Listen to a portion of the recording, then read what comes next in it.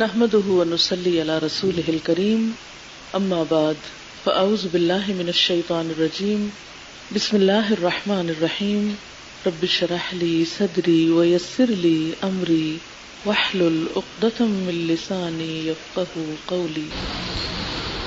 قرآن پاک میں اللہ سبحانہ وتعالی کا ارشاد ہے، ظہر الفساد فی البر والبحر بما کسبت ایدی الناس لیذیقہم بعد الذی عملوا لعلہم یرجعون۔ ظاہر ہو گیا فساد خشکی اور سمندر میں لوگوں کے ہاتھوں کی کمائی کی وجہ سے، تاکہ وہ ان کو ان کے بعض اعمال کا مزہ چکھائے، شاید کہ وہ لوٹ آئیں۔ سورۃ الروم کی آیت نمبر 41 اس وقت عزیز بہنوں میں نے آپ کے سامنے پڑھی ہے۔ ہم دیکھتے ہیں کہ دنیا میں ہر جگہ بگاڑ ہی بگاڑ ہے۔ وہ بگاڑ جو ہماری ذات سے شروع ہوتا ہے، ہمارے خاندانوں میں نظر آتا ہے، ہمارے اپنے معاشرے میں نظر آتا ہے، اور پھر پھیلتے پھیلتے پوری دنیا میں جہاں بھی نگاہ ڈالیں ہر طرف چھایا ہوا نظر آتا ہے۔ ظہر الفساد فی البر والبحر، یہ فساد خشکی میں بھی ہے اور سمندر میں بھی۔ حضرت انسان نے کسی جگہ کو بھی پرامن باقی نہیں رہنے دیا۔ یہ فساد کیوں ہے؟ یہ بگاڑ کیوں ہے؟ بما کسبت ایدی الناس، لوگوں کے اپنے ہاتھوں کی کمائی کی وجہ سے، لوگوں کی اپنی غلطیوں کی وجہ سے، لوگوں کا اپنا قصور ہے۔ اس لیے کہ فطرت کا اصول ہے جو بوگے وہی کاٹو گے۔ جب انسان غلط کام کرتا ہے، فطرت سے انحراف کرتا ہے، اللہ تعالیٰ کی نافرمانی کرتا ہے، گناہوں میں ملوث ہوتا ہے، ظلم ڈھاتا ہے، اللہ کے حقوق ادا نہیں کرتا، بندوں کے حق نہیں دیتا، تو پھر یہ کیسے ممکن ہے؟ یہ کس طرح ہو سکتا ہے کہ انسان کی غلطیوں کا نتیجہ اور انسان کی کوتاہیاں امن و امان کی صورت میں سامنے آئے، خوشحالی کی صورت میں سامنے آئے؟ نہیں، جو بوگے وہی کاٹو گے۔ اگر کوئی شخص اپنے راستے میں کانٹے بکھیرتا ہے تو اس راہ پر سکون سے کیسے چل سکتا ہے؟ کوئی گڑھا کھودتا ہے تو اس میں گرے بغیر کیسے بچ سکتا ہے؟ کوئی آگ لگاتا ہے تو اس سے متاثر ہوئے بغیر پھر وہ کیسے رہ سکتا ہے؟ پھر لازمی نتیجہ ہے کہ اپنے کیے کا بدلہ پائے، اپنے عمل کی سزا بھگتے۔ اگرچہ اللہ تعالیٰ نے عمل کی جزا کا دن یوم الدین، قیامت کا دن رکھا ہے، انسان کو اس کے اعمال کی اصل جزا یا سزا تو اس دن ملے گی، لیکن کچھ اعمال ایسے بھی ہوتے ہیں، کچھ ظلم ایسے بھی ہوتے ہیں کہ جن کا نتیجہ دنیا میں بھی نظر آتا ہے، اس کی سزا اللہ تعالیٰ دنیا میں بھی دیتے ہیں۔ لیذیقہم بعد الذی عملوا، یہ فساد جو نظر آتا ہے، یہ جو بے چینی، بے اطمینانی، بدحالی نظر آتی ہے، یہ دراصل اللہ تعالیٰ کی ایک سزا ہے۔ انسانوں کے ہاتھوں کی کمائی کے نتیجے میں انہیں اس کا مزہ چکھنا ہے۔ اور دنیا میں یہ سزائیں اور یہ تکلیفیں اور یہ عذاب کیوں آتے ہیں؟ لعلہم یرجعون، شاید کہ لوگ باز آ جائیں، شاید کہ لوگ پلٹ آئیں، شاید کہ لوٹ آئیں، شاید کہ وہ اپنی حقیقت کو پہچان لیں، اللہ تعالیٰ کے احکامات کو مان لیں اور ان پر عمل کرنا شروع کر دیں۔ ہم دیکھتے ہیں کہ پہلے دن سے اللہ تعالیٰ نے جب سے اس دنیا میں انسان کو بھیجا، انسانوں کی ہدایت اور رہنمائی کا سامان ساتھ ہی کیا۔ آدم علیہ السلام اللہ تعالیٰ کے پیغمبر تھے، انہوں نے آ کر اپنی اولاد کو، اپنی نسل کو اللہ کی عبادت کی طرف متوجہ کیا۔ لیکن اس کے بعد ہم دیکھتے ہیں کہ جو جو نسل انسانی پھیلتی چلی گئی زمین پر، شیطان انسان کے ساتھ ہی اس دنیا میں آیا، وہ انسان کو دن رات بہکانے کا کام کر رہا تھا، لہذا دنیا میں ساتھ ہی شر اور فساد بھی پھیلنا شروع ہو گیا۔ پھر کیا ہوا کہ ادھر مختلف قومیں غلط کام کرتی، اللہ تعالیٰ ان میں اپنے رسول بھیجتے، ان کی اصلاح کے سامان کرتے، قوم نہ مانتی تو نہ ماننے والے عذاب سے دوچار کر دیے جاتے، پھر ایک نئی قوم آتی، پھر اس طرح یہ سلسلہ چلتا گیا۔ اسی کے بارے میں سورۃ قاف میں اللہ سبحانہ وتعالیٰ فرماتے ہیں کذبت قبلہم قوم نوح واصحاب الرس وثمود وعاد وفرعون واخوان لوط واصحاب الایکۃ وقوم تبع کل کذب الرسل فحق وعید۔ جھٹلایا ان سے پہلے قوم نوح نے، اصحاب الرس نے، سمود کی قوم نے، عاد نے، فرعون نے، لوط علیہ السلام کی قوم نے، ایکا والوں نے، قوم تبع نے۔ یہ مختلف علاقے اور مختلف اقوام اور مختلف لوگوں کی طرف اشارہ ہے۔ ان سب نے جھٹلایا تو نتیجہ کیا نکلا؟ کلن کذب الرسل، سب کے سب نے رسولوں کو جھٹلا دیا، یعنی ان کو نہیں مانا، ان کی بات نہیں مانی۔ اور ان کی بات کیا تھی؟ اللہ کی بات۔ رسول کیوں آتے ہیں؟ لوگوں کو اللہ کی طرف بلانے کے لیے، توحید کا پیغام دیتے ہیں، لوگوں کی زندگی میں ظلم و ستم کی اپنے آپ پر اور دوسرے انسانوں پر جتنی بھی صورتیں ہیں ان کے خاتمے کے لیے آتے ہیں، دنیا میں امن و امان کا پیغام لے کر آتے ہیں۔ لیکن سرکش اور حد سے گزری ہوئی قوموں نے رسولوں کو نہیں مانا، ان کی بات کو نہیں مانا، تو نتیجہ کیا نکلا؟ فحق وعید، اللہ تعالی کی طرف سے سزا ثابت ہو گئی، عذاب آئے، ایک کے بعد ایک قوم دنیا سے مٹتی چلی گئی۔ پھر اس کے بعد ہم دیکھتے ہیں کہ نبی صلی اللہ علیہ وسلم سے پہلے بنی اسرائیل میں موسیٰ علیہ السلام اور پھر عیسیٰ علیہ السلام تشریف لائے۔ یہ انبیاء اپنے ساتھ کتابیں بھی لائے۔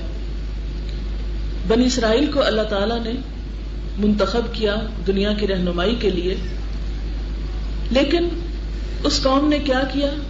اللہ کی کتاب پا کر، اللہ تعالیٰ کے احکامات پا کر، دنیا میں اللہ تعالیٰ نے ان کو فضیلت کا مقام دیا تھا، اپنے کام کے لیے چن لیا تھا، لیکن ان ساری نعمتوں کی اس نے ناقدری کی، ناشکری کی اور اپنی منمانی کی، اللہ تعالیٰ کی اطاعت کی بجائے سرکشی کا رستہ اختیار کیا، تو اللہ تعالیٰ نے ان کو ذلت کے عذاب سے دوچار کیا۔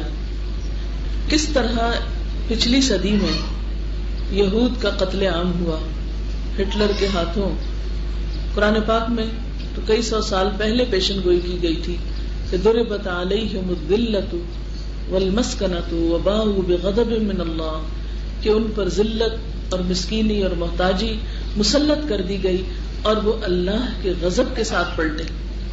اللہ تعالیٰ ان سے ناراض ہوا اور دنیا میں انہیں طرح طرح کی مصیبتوں کا سامنا کرنا پڑا۔ اتنی کثرت سے ان کا قتل عام کیا کہ ہزاروں کی تعداد میں ان کی لاشیں جو تھی وہ بکھر گئی تھی ہر طرف۔ اس کے بعد ان کو تو کچھ ہوش آ گیا، انہوں نے اپنے کاموں کا، اپنے اعمال کا کچھ حساب کیا، محنت شروع کی اور پلٹنا شروع کیا۔ اور اس وقت ہم دیکھتے ہیں کہ اسرائیل جو اپنے سارے دشمن ممالک کے بیچ میں ہے، ایک چھوٹی سی ریاست، وہ تو پھر بھی کسی پروٹیکشن میں ہے، لیکن ہم مسلمانوں کا حال یہ ہے کہ یہود و نصارہ کے ہاتھوں پٹ رہے ہیں۔ دنیا میں ہر جگہ ہماری ذلت و پسپائی ہو رہی ہے۔ آخر ہم کیوں نہیں سوچتے کہ کیوں ایسا کیوں ہے؟ اللہ تعالیٰ کا تو وعدہ ہے وَأَنْتُمُ الْأَعْلَوْنَ إِن كُنتُم مُؤْمِنِينَ، تم ہی غالب رہو گے، تم ہی بلند رہو گے اگر تم مومن ہوئے۔ تو اس کا مطلب یہ ہے کہ اگر آج بلندی ہمارے پاس نہیں، ہمیں تو پیدا کیا گیا تھا دوسروں کی رہنمائی کے لیے۔ کنتم خیر امۃ اخرجت للناس تأمرون بالمعروف وتنہون عن المنکر، تم بہترین امت ہو، تمہیں انسانیت کے لیے پیدا کیا گیا کہ لوگوں کو نیکی کا حکم دو گے، برائیوں سے روکو گے۔ لیکن آج اس بہترین امت کا اپنا حال کیا ہے کہ دوسروں کے نقش قدم پر اور دوسروں کی پیروی کرنے میں فخر محسوس کرتی ہے. ہم انگریزی زبان بول کر خوش ہوتے ہیں، انگریزی لباس پہن کر فخر کرتے ہیں، انگریزی طور طریقے اختیار کر کے ہم بہت پر اعتماد محسوس کرتے ہیں، اور پھر حالت یہ ہے کہ انہی کے ہاتھوں مار کھا رہے ہیں. آج دنیا میں کتنی ہی جگہ ایسی ہیں، جو بھی علاقہ دیکھیں، جو بھی ملک دیکھیں، وہیں پر مسلمان مار کھا رہے ہیں، ان کے خون بہائے جا رہے ہیں، ان پر ذلت اور پستی اور بربادی کے بادل چھائے ہوئے ہیں. ایک کے بعد ایک کی باری آ رہی ہے، اور ہم بھی بے حسی کے ساتھ محض باری کا انتظار کر رہے ہیں. اور تبصرے کیا ہو رہے ہیں کہ اچھا عراق کے بعد کس کی باری ہے. کیا یہ کھیل ہے کہ ہم باری کے انتظار میں بیٹھے ہوئے ہیں؟ اب یوں لگتا ہے جیسے پہلے ہر طرف ورلڈ کپ کا ایک ہنگامہ تھا اور سب میچ دیکھ رہے تھے، اب اسی ٹیلی ویژن کی اسکرین پر کچھ اور میچ شروع ہو گئے ہیں.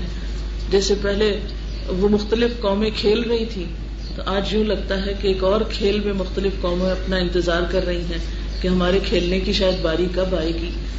کیسی عجیب باتیں ہیں جو ہم کر رہے ہیں، اور کیسے عجیب تبصرے ہیں جو ہماری زبانیں کر رہی ہیں، اور بے حسی کا ایک عالم طاری ہے ہم پر. آخر کب تک ہم غفلت کی نیند سوئے رہیں گے؟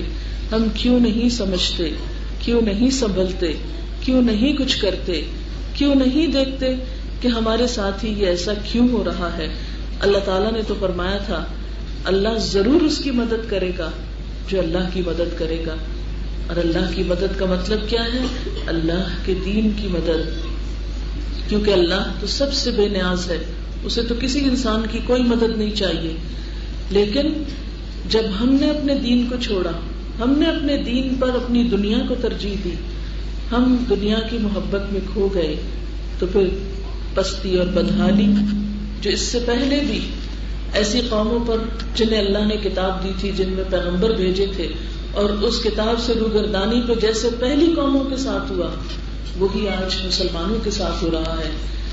اور اس ذلت سے نکلنے کا راستہ اور کوئی نہیں سوائے اس کے کہ ہم اپنی اصل کی طرف لوٹیں، اپنے آپ کو پہچانیں، اور اپنے نبی صلی اللہ علیہ وسلم کی سنت کو تلاش کریں اور اس راستے پر چلیں. پھر ہم دیکھتے ہیں کہ اللہ سبحانہ و تعالیٰ کا تو وعدہ ہے، اگر تم اللہ کی مدد کرو گے تو اللہ تمہاری مدد کرے گا اور تمہارے قدم جما دے گا، تمہیں مضبوطی عطا کرے گا. اللہ کا وعدہ ہے کہ تم اگر اس کے دین کی طرف لوٹو گے تو وہ تمہارے لیے تمہارے اس خوف کو امن سے بدل دے گا، تم میری عبادت کرو گے. لیکن آج ہم جب اللہ کی طرف رجوع نہیں کر رہے تو اپنی حالت دیکھ رہے ہیں اور دن بدن دیکھتے چلے جا رہے ہیں. اللہ تعالیٰ نے ہمیں پیدا کیوں کیا تھا؟ قرآن پاک میں اللہ تعالیٰ نے انسان کو پیدا کرنے کا مقصد کیا بتایا؟ وَمَا خَلَقْتُ الْجِنَّ وَالْإِنسَ إِلَّا لِيَعْبُدُونَ، کہ میں نے جن و انس کو اپنی عبادت کے لیے پیدا کیا. جب انسان جس مقصد کے لیے پیدا ہوا وہ مقصد ہی پورا نہ کرے، جس کام کے لیے دنیا میں بھیجا گیا اسی کام کو بھول جائے، تو پھر اس کے لیے کس خیر کی توقع کی جا سکتی ہے؟ اس کے لیے امن اور سلامتی کے کیا پیغامات ہو سکتے ہیں اللہ تعالیٰ کی طرف سے؟ یہ سب کچھ جو ہو رہا ہے اس کے بارے میں نبی اکرم صلی اللہ علیہ وسلم نے کچھ پیشن گوئیاں بھی کی تھی. آپ صلی اللہ علیہ وسلم نے اپنی امت کے کچھ حالات بیان کیے تھے کہ قیامت کے قریب لوگوں کے اندر کچھ خرابیاں پیدا ہوں گی. مثلا مسند احمد کے مطابق آپ صلی اللہ علیہ وسلم نے فرمایا کہ لوگ صرف جان پہچان والوں کو سلام کریں گے. یعنی عمومی خرابیاں ان کے اندر کیا ہوں گی، عمومی بگاڑ کیا ہوگا کہ لوگوں کے اندر اتنی خود غرضی بڑھ جائے گی کہ وہ صرف سلام جیسا تحفہ بھی جس پر کچھ خرچ نہیں آتا، جس کو دینے سے اپنی ہی نیکیاں بڑھتی ہیں، جس کو دینے سے جواباً فوراً سلامتی کی دعا ملتی ہے اپنے لیے، اس کو چھوڑ دیں گے. آپ سب جانتے ہیں کہ آپ صلی اللہ علیہ وسلم نے کیا فرمایا تھا؟ خدا کی قسم جس کے قبضے میں محمد صلی اللہ علیہ وسلم کی جان ہے، تم جنت میں نہیں جا سکتے جب تک کہ مومن نہ ہو جاؤ، مومن نہیں بن سکتے جب تک کہ آپس میں محبت نہ کرو. کیا میں تمہیں وہ طریقہ نہ بتاؤں کہ تم اس پر عمل کر کے محبت کرنے لگو ایک دوسروں سے؟ وہ کیا ہے؟ افشوا السلام بینکم، آپس میں سلام کو خوب رواج دو. لیکن ہم چاروں طرف دیکھتے ہیں اپنے مسلمان معاشرے میں، کیا یہی چیز نظر نہیں آتی کہ لوگ صرف جان پہچان والوں کو سلام کرتے ہیں اور باقیوں کو، خواہ وہ ان کے مسلمان بہن بھائی کیوں نہ ہو، پہچانتے بھی نہیں. اب آپ دیکھیے کہ سلام کا کم ہونا، سلام کا رواج نہ رہنا کس بات کی علامت ہے؟ کہ آپس میں اتفاق، اتحاد، محبت، پیار ہے ہی نہیں. کیونکہ جس سے انسان کو محبت ہوتی ہے اس کے لیے انسان کے دل سے دعائیں نکلتی ہیں، انسان کی زبان سے خیر خواہی کے کلمات نکلتے ہیں. جب ہماری زبان سے یہ کلمہ نکلتا ہی نہیں، دوسرے کی سلامتی کی دعا نکلتی ہی نہیں، تو اس کا مطلب ہے ہمارے مسلمانوں کے اندر پھر آپس کا اتفاق، محبت تو ہے ہی نہیں. اور وہ بھی ہم دیکھ رہے ہیں کہ واقعی نہیں، مسلمان کا گلا کاٹ رہا ہے. افغانستان میں ناکامی ہوتی ہے مسلمانوں کو تو اس میں بنیادی وجہ کیا ہے؟ مسلمانوں کا آپس کا انتشار اور افتراق، مسلمان کا مسلمان پر ظلم کرنا. اسی طرح یعنی قوموں کی سطح پر دیکھ لیں، انفرادی زندگیوں میں دیکھ لیں، گھر کی دنیا میں آپ دیکھیں ساس بہو کا جھگڑا کیوں ہوتا ہے؟ اس لیے کہ آپس کی محبت ہی نہیں. چھوٹا بڑے کا احترام نہیں کر رہا، بڑا چھوٹے سے محبت نہیں کر رہا. گھر کی زندگی جہنم بنی ہوئی ہے. بچوں اور والدین میں کوئی تعلق نہیں، آپس میں کوئی پیار نہیں. کیوں؟ اس لیے کہ آپس میں کوئی کمیونیکیشن ہی نہیں. ماں باپ اپنی دنیا میں مصروف ہیں، بچے اپنے کاموں میں لگے ہوئے ہیں. وہ گھر جو جنت ہوتے تھے باہم ایک دوسرے کے ساتھ تعلق کی وجہ سے، وہ گھر نہیں لگتے. بنیادی وجہ کیا ہے؟ کہ وہی ایک دوسرے کے لیے خیر خواہی کے جذبات نہیں. السلام علیکم سلامتی اور امن کی دعا ہے. امن کی ضد کیا ہے؟ بدامنی، فساد، بے چینی. نہ یہ سلامتی ہمارے گھروں میں نظر آتی ہے اور نہ یہ سلامتی قوموں اور ملکوں اور دنیا کی سطح پر نظر آتی ہے. چھوٹا سا نقطہ ہے لیکن بڑا ہی اہم ہے. لیکن کیسے تبدیلی آئے گی؟ ہوگا کیا؟ جب ہم خود کو بدلیں گے. کسی کو کچھ کہنے کی بجائے اپنی اصلاح سے بات شروع کریں گے. اگر ہم اس چھوٹی سی سنت کو ہی رواج دے دیں، اس کام سے ہی ابتدا کر لیں، تو آپ دیکھیں کہ اسی سے جو خیر سامنے آئے گی وہ بھی بے مثال ہوگی. پھر اسی طرح آپ صلی اللہ علیہ وسلم نے فرمایا لوگ حلال اور حرام میں تمیز نہیں کریں گے. آج آپ کھانے پینے کو دیکھیں، باقی زندگی کے معاملات کو دیکھیں کہ ہمارا حال کیا ہے. مثلاً کھانے میں ہمیں کیا پسند ہے؟ پاکستانی کھانے نہیں، چائنیز کھانے، میکڈونلڈ، باہر کے فرینچائز کے کھانے، باہر سے آئی ہوئی چیزیں، ان کو کھاتے ہوئے ہم فخر محسوس کرتے ہیں، ان کے پیچھے مرتے ہیں اور یہ نہیں جانتے کہ ان کے اندر کیا کچھ موجود ہے. مختلف ایسے نمبرز کے تحت معلوم نہیں کیا کچھ ڈالا گیا ہے، حلال ہے یا حرام ہے، لیکن ہم شوق سے ان چیزوں کے پیچھے بھاگتے ہیں اور دوڑتے ہیں. حتیٰ کہ اب ہمارے اپنے ملک میں بننے والے کئی مسالے اور کئی ایسی چیزیں ہیں جن میں ایسے مادے ڈال دیے جاتے ہیں کہ جو حلال نہیں ہوتے، لیکن اندھا دھند ہم صرف زبان کے ذائقے کی خاطر ہر چیز کھاتے چلے جا رہے ہیں. ہم دشمن کا مقابلہ کیسے کر سکتے ہیں جبکہ اسی کے بھیجے ہوئے ڈرنکس اور اسی کی بنائی ہوئی مصنوعات جو ہیں ان کا بے دریغ استعمال کرتے ہیں. پھر اسی طرح نہ صرف یہ کہ کھانے پینے کے معاملے میں، رشتوں کے معاملے میں آپ دیکھیں، تعلقات کے معاملے میں آپ دیکھیں کہ اخلاقی خرابی اور اخلاقی بگاڑ جو ہے وہ کس حد تک عام ہوتا چلا جا رہا ہے. یعنی زنا کے واقعات کتنے عام ہوتے چلے جا رہے ہیں، اور اس میں تو اب یہ واقعات بھی نظر آنے لگے ہیں کہ محرمات کی بھی پرواہ نہیں کی جاتی. یہ سب کچھ کیا ہے؟ کیا بگاڑ کی علامت نہیں، قیامت کی علامت نہیں؟ پھر اسی طرح آپ صلی اللہ علیہ وسلم نے فرمایا لوگ دولت دنیا کے عوض اپنا دین اور ایمان بیچ ڈالیں گے. کیا آج ایسے ہی حالات نہیں؟ کیا یہ بات ہمارے اوپر فٹ نہیں آتی کہ چند ٹکوں کی خاطر جھوٹی قسمیں کھانا، اپنے دین کو بیچ ڈالنا ایک معمولی سی بات ہے؟ سچائی تو بہت دور کی بات ہے. عموماً کیا کہا جاتا ہے؟ سچائی کا دور ہی نہیں، سچی بات تو ہو ہی نہیں سکتی.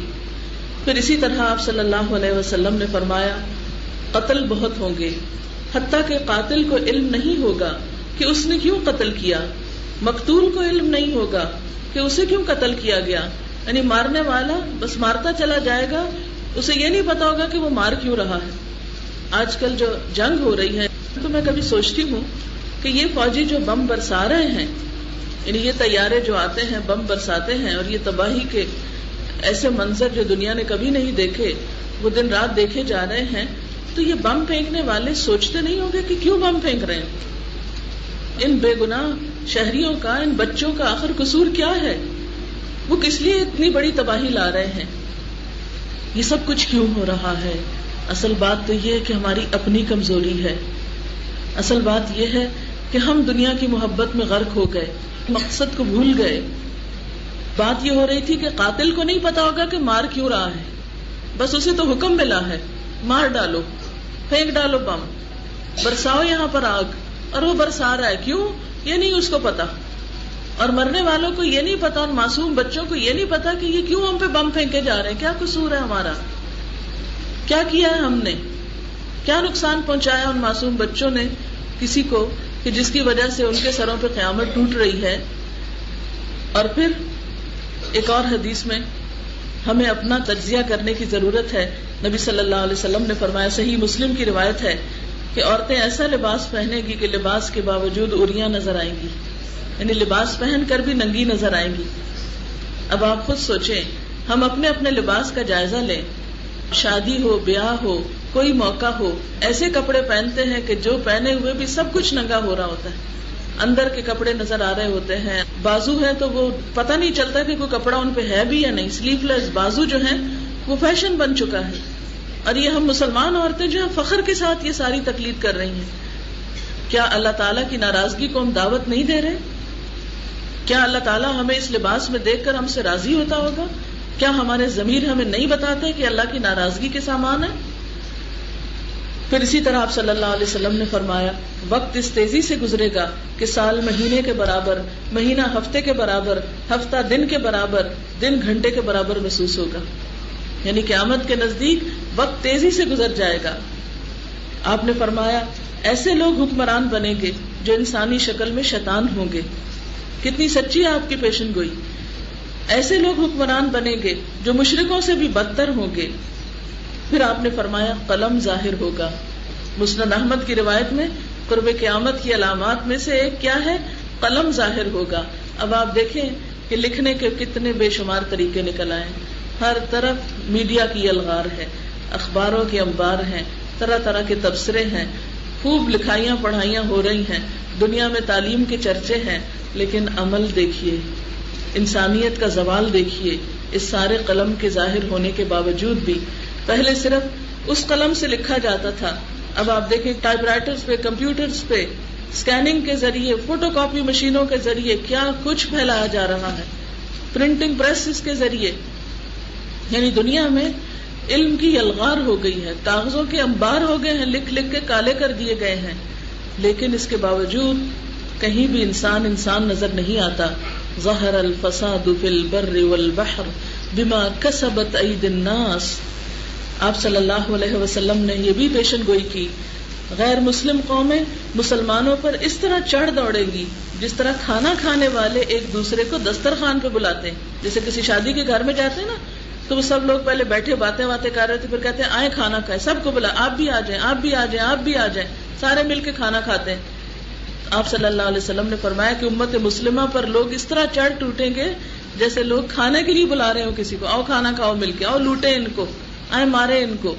آج امت مسلمہ کی ذلت و پستی کا حال یہ ہو گیا ہے کہ ہر طرف لوگ اکٹھے ہو کے ان پہ ٹوٹ پڑتے ہیں اور ان کو احساس بھی نہیں ہوتا اور ان کو پتہ بھی نہیں چلتا کہ ان کے ساتھ ہو کیا رہا ہے. آپ صلی اللہ علیہ وسلم نے اس کی وجہ یہ بیان فرمائی کہ یہ وہ وقت ہوگا جب مسلمان دنیا سے محبت اور موت سے نفرت کرنے لگیں گے. آج ہمارا یہی حال ہے کہ ہم اتنی بربادیاں دیکھ کر بھی اپنے کاموں سے فارغ نہیں ہوتے. ہمارے گھر، ہمارے بچے، ہمارے برتن دھونے کو رہتے ہیں، ہمارے گھر صاف کرنے کو رہتے ہیں، ہمارے پاس دین سیکھنے پڑھنے کے لیے کوئی وقت نہیں ہے، کوئی خیر کا کام، بھلائی کا کام کرنے کے لیے کچھ وقت نہیں. کہیں بازاروں کے چکر کوئی ختم نہیں ہوئے کہ ہم بیکار کی شاپنگ سے کسی وقت باز آ جائیں. نہیں، شغل کے طور پر ہمارے سب وہی کام مشغلے جاری ہیں کہ جو ہم ہمیشہ سے کرتے چلے آئے ہیں.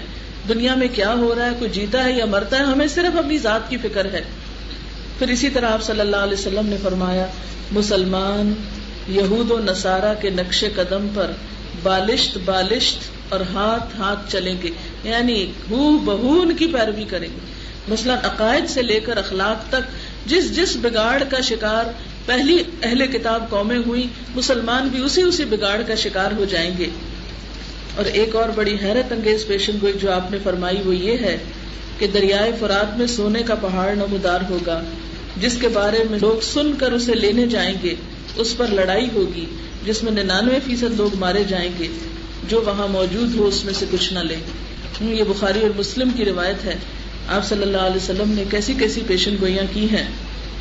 بہرحال یہ جتنی بھی پیشن گوئیاں ہیں آپ کی، اور جتنے بھی آپ نے مسلمانوں کو آئندہ زندگی میں یا قیامت کے قریب تباہی اور فساد کے جو منظر پیش کیے ہیں، اس میں زیادہ تر بات کیا ہے؟ ہمارے عمل کی خرابی اور بگاڑ کی. دنیا میں تو جو ہو رہا ہے سو ہو رہا ہے، ہمیں توجہ دینی چاہیے اپنی طرف. اب آپ دیکھیں کہ جب ہر طرف بے سکونی ہے، بدامنی ہے، تو پھر سوچنا یہ چاہیے کہ ہمیں کیا کرنا چاہیے. صرف پریشان ہونے سے تو بات نہیں بنے گی، صرف تبصرے کرنے سے تو بات نہیں بنے گی، صرف باتیں کرنے سے تو حالات نہیں بدلیں گے، کیونکہ اچھی گفتگویں تو صرف کام نہیں آتی جب تک انسان کچھ عمل نہ کرے. تو یہ حالات ہم سے کیا تقاضا کرتے ہیں، ہمیں کیا کرنا چاہیے، ہمیں اپنے عمل میں کس قسم کی تبدیلی کرنی چاہیے. آزمائشیں تو زندگی کا حصہ ہیں.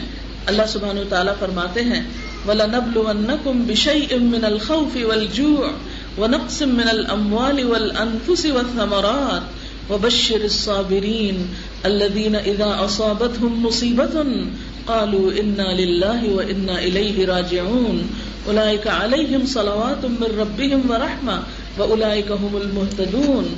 اور ہم ضرور تمہیں خوف و خطر، فاقہ کشی، جان و مال کے نقصانات اور آمدنیوں کے گھاٹے میں مبتلا کر کے تمہاری آزمائش کرتے رہیں گے. ان حالات میں جو لوگ صبر سے کام لیں اور جب کوئی مصیبت ان پہ پڑے تو کہیں کہ ہم اللہ تعالیٰ ہی کے ہیں اور اسی کی طرف ہمیں پلٹ کر جانا ہے. یعنی اللہ کو یاد کریں اور اس کی طرف رجوع کریں. انہیں خوشخبری دے دو، ان کے رب کی طرف سے ان پہ بڑی عنایات ہوں گی، اللہ کی رحمت ان پہ سایہ کرے گی. ایسے ہی لوگ صحیح رستے پہ جانے والے ہیں. تو اصل میں حل کیا ہے؟ اللہ کی طرف رجوع کرنا. جیسا کہ قرآن پاک میں اللہ تعالیٰ فرماتے ہیں وَأَنِيبُوا إِلَىٰ رَبِّكُمْ وَأَسْلِمُوا لَهُ مِن قَبْلِ أَن يَأْتِيَكُمُ الْعَذَابُ ثُمَّ لَا تُنصَرُونَ. پلٹ آؤ اپنے رب کی طرف اور مطیع بن جاؤ اس سے قبل کہ تم پر عذاب آ جائے اور پھر کہیں سے تمہیں مدد نہ مل سکے. یعنی وہ عذاب جو دنیا کے مختلف حصوں میں آ رہا ہے، اس سے پہلے کہ تمہارے سروں پر آئے تم اپنے رب کی طرف رجوع کرو. اور رب کی طرف رجوع کرنے کے لیے سب سے پہلے تو یہ ہے کہ ہم اپنی ذات سے آغاز کریں، اپنے گناہوں کے بارے میں سوچیں کہ میری زندگی میں کون کون سے غلط کام ہیں، میری زندگی میں اللہ کی نافرمانی کے کیسے کیسے کام ہیں. اس کے لیے ہم سب کو استغفار کرنی ہے، انفرادی طور پر بھی، اجتماعی طور پر بھی. اجتماعی طور پر بھی جیسے سورۃ نور میں آتا ہے وَتُوبُوا إِلَى اللَّهِ جَمِيعًا أَيُّهَا الْمُؤْمِنُونَ لَعَلَّكُمْ تُفْلِحُونَ. توبہ کرو اللہ سے اے مومنو سارے مل کر تاکہ تم کامیاب ہو سکو، تاکہ تم پہ رحم کیا جائے. تو اس پر آپ دیکھیے کہ استغفار کرنے کے بعد اللہ تعالیٰ کی طرف جو رجوع کرنا ہے وہ کیا ہے؟ نماز کی صورت میں سب سے پہلے اپنے فرائض پورے کریں. ہمارے مسلمانوں کی اکثریت ایسی ہے جو نماز کے بارے میں بڑی غفلت کا شکار ہے. قرآن پاک میں اللہ تعالیٰ کیا فرماتے ہیں یا ایھا الذین آمنوا استعینوا بالصبر والصلاۃ. اے لوگوں جو ایمان لائے ہو، صبر اور نماز کے ذریعے مدد چاہو. ہر مشکل حال میں اللہ کی طرف رجوع کرنا اور خصوصاً نماز کے ذریعے فائدہ مند ہے. نماز کو اول وقت میں ادا کرنے کی کوشش کرنی چاہیے، خشوع و خضوع کے ساتھ ادا کرنے کی کوشش کرنی چاہیے، کیونکہ قد افلح المؤمنون الذین هم فی صلاتهم خاشعون. یقیناً فلاح پا گئے وہ مومن جو اپنی نمازوں میں خشوع و خضوع اختیار کرتے ہیں، عاجزی اختیار کرتے ہیں، توجہ سے نماز پڑھتے ہیں. یہ نہیں کہ مارے بندے مصیبت کے جلدی جلدی 2-4 سجدے کر لیے. پھر اسی طرح فتنوں اور مصیبتوں سے بچاؤ کے لیے دعا کام آتی ہے. جیسے حدیث میں آتا ہے دعا ان مصیبتوں میں بھی کام آتی ہے جو اتر چکی ہوں اور ان میں بھی کام آتی ہے جو ابھی نہ اتری ہوں. آپ صلی اللہ علیہ وسلم نے اس لیے فرمایا کہ اے اللہ کے بندو دعا ضرور کیا کرو. پھر ذکر کی کثرت. مومنوں کی تو صفت کیا ہے؟ وَالذَّاكِرِينَ اللَّهَ كَثِيرًا وَالذَّاكِرَاتِ. کثرت سے اللہ کا ذکر کرنے والے مرد اور عورتیں. اس لیے ہم سب اللہ کی طرف رجوع کریں, کثرت کے ساتھ اللہ کا ذکر کریں. ہم اگر ذاتی زندگی میں اصلاح شروع کریں گے تو ہی قوم کے اندر اصلاح ہوگی, تو ہی اجتماعی سطح پر مسلمان امت کا ریوائول ہوگا. آپ دیکھیں جیسے ہمارا جسم ہے, امت کی مثال بھی ایک جسم کی طرح ہے. آپ کو معلوم ہے کہ ہمارے جسم کا سب سے چھوٹا عنصر کیا ہوتا ہے؟ سیل ہوتا ہے, خلیہ جس کو بولتے ہیں. اگر ایک خلیہ میں بگاڑ ہو جائے تو وہ بگاڑ پھیلتے پھیلتے سارے جسم کو اپنی لپیٹ میں لے لیتا ہے. کینسر کیا چیز ہے؟ سیلز کا ہی تو ڈس آرڈر ہے. اگر چند سیلز میں ڈس آرڈر کی وجہ سے انسان موت کے قریب پہنچ جاتا ہے, تو اسی طرح امت کے افراد کا بگاڑ ساری امت کی خرابی کا سبب بنتا ہے. اس لیے امت کے ہر فرد کو اپنی اصلاح کی ضرورت ہے, کیونکہ افراد کے ہاتھوں میں ہے اقوام کی تقدیر. افراد کے ہاتھوں میں ہے اقوام کی تقدیر. ہر فرد ہے ملت کے مقدر کا ستارہ. جب تک میں نہ بدلوں, جب تک میری اصلاح نہ ہو, جب تک میرے اندر تبدیلی نہ آئے, تو سب کے اندر اصلاح کیسے ہو سکتی ہے؟ اگر میں نہیں بدل سکتی تو حالات کیسے بدل سکتے ہیں؟ اگر میں نہیں اللہ کی اطاعت کرتی تو میں کسی اور سے کیا توقع رکھتی ہوں کہ وہ اللہ کی اطاعت کرے؟ اس کے لیے ہمیں ضروری ہے کہ ہم قرآن پاک سے مضبوط تعلق قائم کریں, اس میں غور و فکر کریں, عمل کی راہیں تلاش کریں. اس لیے کہ آپ صلی اللہ علیہ وسلم نے فرمایا ان قریب ایک بڑا فتنہ سر اٹھائے گا. صحابہ نے عرض کیا اس فتنے میں ذریعہ نجات کیا ہوگا؟ فرمایا اللہ کی کتاب. اس میں تم سے پہلے گزرے ہوئے لوگوں کے حالات ہیں, تم سے بعد ہونے والی باتوں کی خبر ہے, تمہارے آپس کے معاملات کا فیصلہ ہے. جو کوئی اسے چھوڑ کر کسی اور بات کو اپنی ہدایت کا ذریعہ بنائے گا اللہ اسے گمراہ کر دے گا. اللہ کی مضبوط رسی یہی ہے, یہی حکمتوں سے بھری ہوئی یاد دہانی ہے, یہی بالکل سیدھی راہ ہے. جس نے اس کے ساتھ بات کی سچ کہا, جس نے اس پر عمل کیا اجر پائے گا, جس نے اس کی بنیاد پہ فیصلہ کیا اس نے انصاف کیا.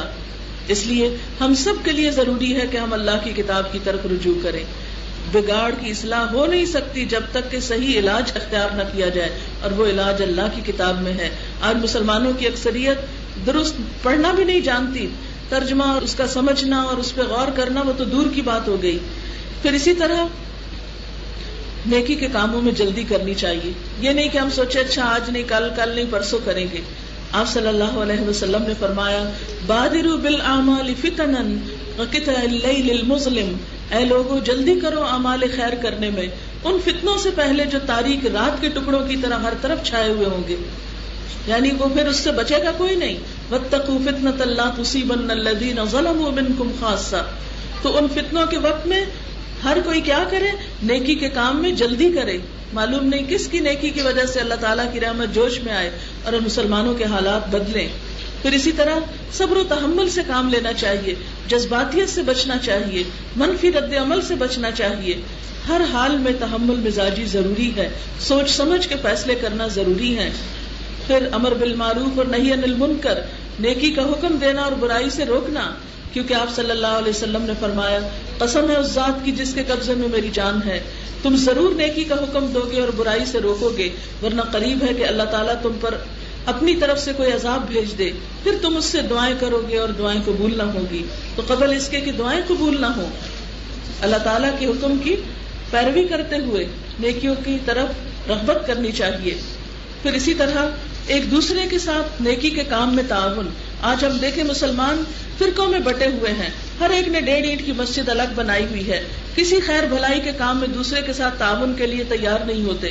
تو ایسے میں ضروری ہے کہ ہم خیر اور بھلائی کے کاموں میں تعاونوا علی البر والتقوی کے اصول پر عمل کرتے ہوئے مسلمان آپس میں اتحاد پیدا کریں, ایک دوسرے کو برداشت کریں, ایک دوسرے کے ساتھ خیر خواہی کریں, ایک دوسرے کی ہمدردی کریں, نہ کہ ایک دوسرے پر صرف تنقید کر کے اور ایک دوسرے پہ الزام تراشی کر کے اور ایک دوسرے کو برا بھلا کہہ کے شیطان کو اندر گھسنے کا موقع دیں.